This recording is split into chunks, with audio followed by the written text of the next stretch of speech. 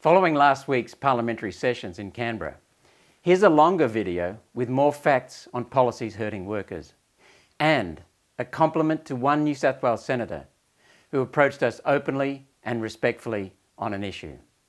Let's set the record straight on a recent change to federal regulations to allow employers and employees to quickly amend an existing enterprise agreement to deal with the COVID-19 crisis and keep their business going and employing people.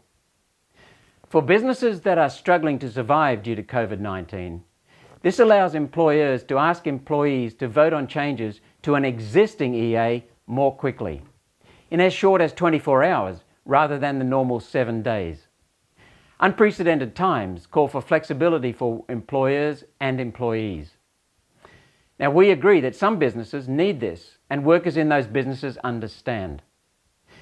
It was One Nation, though, that negotiated with the government to add the 12-month sunset clause so that if employees agreed to amend their EA for COVID, all pay and conditions would return after 12 months. That's fair.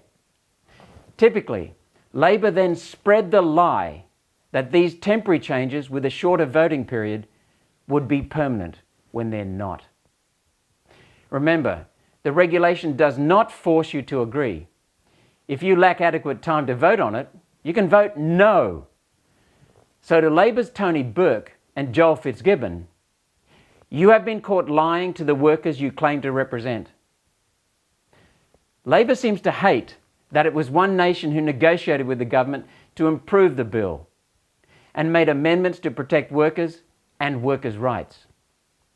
And I put on notice any employer that thinks of using COVID-19 to screw workers by taking advantage of new regulations when COVID-19 restrictions have not affected them. In places like mines with 24-hour shift work, employers would be crazy to give only 1 day to vote because that would force some workers to come in to vote on their day off or after a long shift on night work. And workers who are annoyed would likely vote against the amended EA anyway. Anyway, as far as we know from listening to miners, COVID-19 is not affecting most mines' operations. Remember, the new regulation does not apply to voting on a new EA, only to changes to an existing EA. The regulation that is part of the COVID-19 response package only improves the flexibility for those businesses where employers and employees need a quick change to deal with COVID. We all know that life is about making choices, especially in politics, where we face so many different people's competing needs. Quite often, we have to choose between two difficult choices. On the one hand, the viability of employers to protect jobs, and on the other hand, protecting workers and workers' rights. To make sure workers are protected while giving employees and employers greater flexibility to negotiate changes quickly to keep people in work, One Nation added the 12-month sunset clause. The government agreed and will change the regulation. That means that after 12 months, an EA with COVID changes returns back to the original conditions.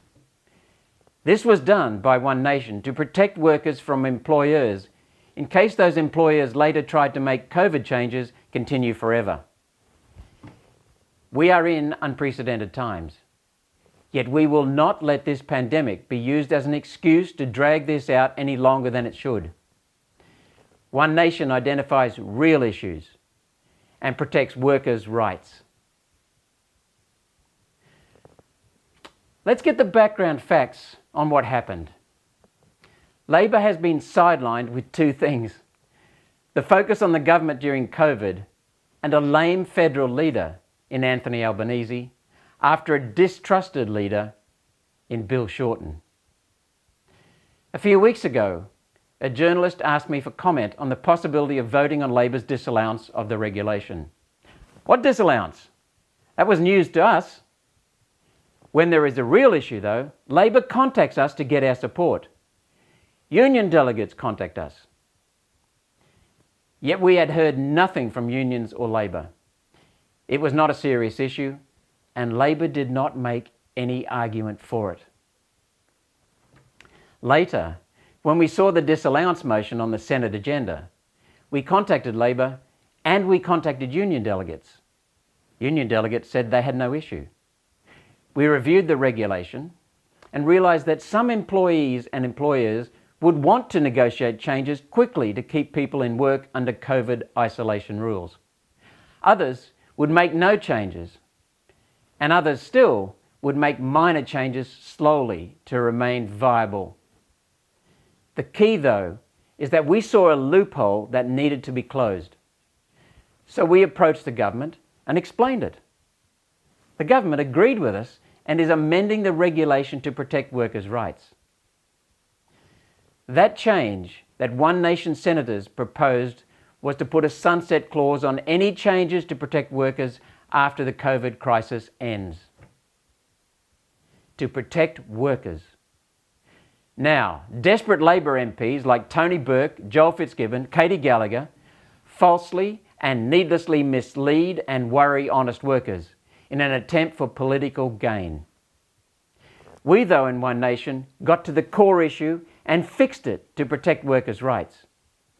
By the way, let me remind you that Tony Burke, when he was Labor's Environment Minister, pushed anti-coal measures that are still hurting our coal industry and therefore hurting coal miners, and raising electricity prices that are still hurting all workers and all family householders, and exporting manufacturing and processing jobs to China.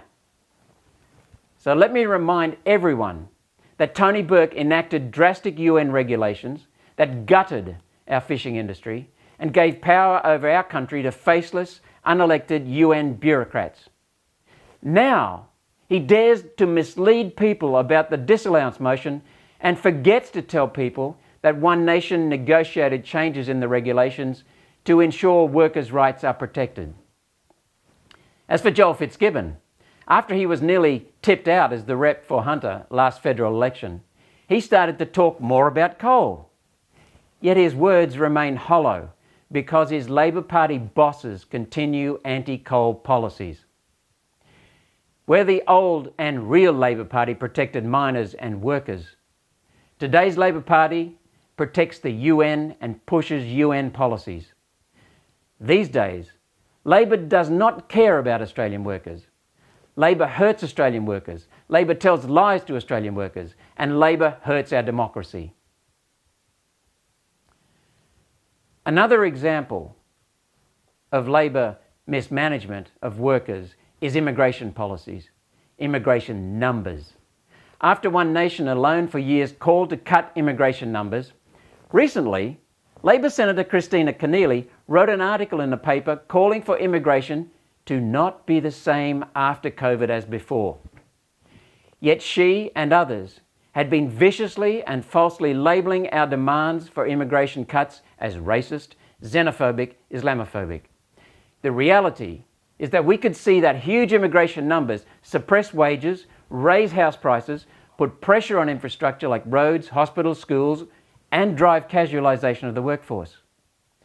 So last week in the Senate, I moved a matter of public importance motion that became a test of her commitment to her new words.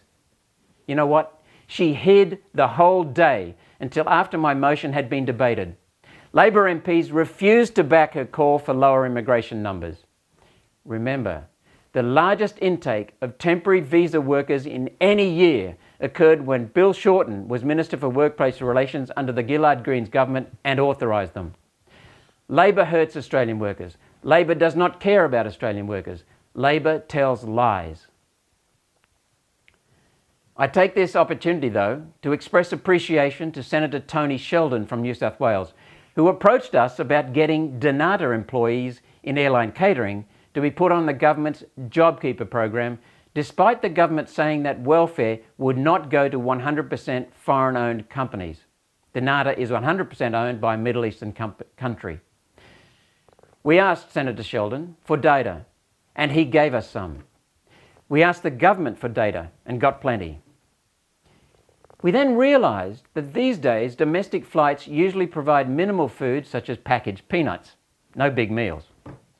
International flights, though, cater for solid meals. Yet most of those flights won't start again until early next year.